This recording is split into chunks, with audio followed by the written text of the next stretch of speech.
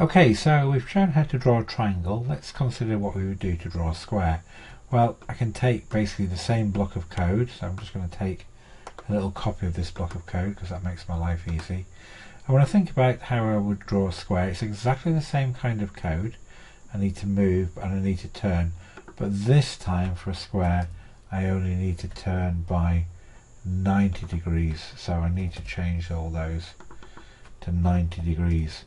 And obviously, because it's a square, it's going to have 4 sides, so what I need to do is duplicate one of those blocks again, and hopefully that should now draw my square. So if I put that on there and run my code, hey presto, get my square. Now obviously the triangle was already there.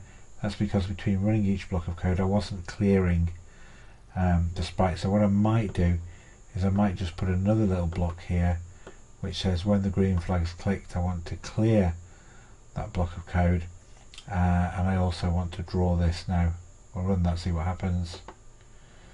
Okay, oh, no, that didn't seem to work. Well, it's because when the green flag clicks we're clearing and we're running this bit of code, and it's not very evident what's going to happen between the two. So it seemed like a good idea at the time. Maybe I'll put the clear in this block of code so I clear it before I run it. Don't need that now. And let's run that, and hey presto, get my square. So we've drawn a square and we've got our triangle. Now what you should see is some really common things between these blocks. They're very, very similar. The only difference really is the number of times that we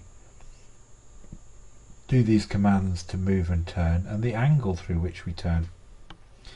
So we need to think, is there a way that we could do these a bit easier? And if you look, you're doing 3 steps here, and these 3 steps are all the same. So I don't need to do that. Obviously from a programming efficiency point of view, it's much better, rather than doing the same thing multiple times, to use some form of loop. So for my triangle I might do this 3 times, because that now repeats 3 times. And let's see if that works now. So we're going to put our green flag clicked again and run that bit of code, and hey presto, we've got our triangle.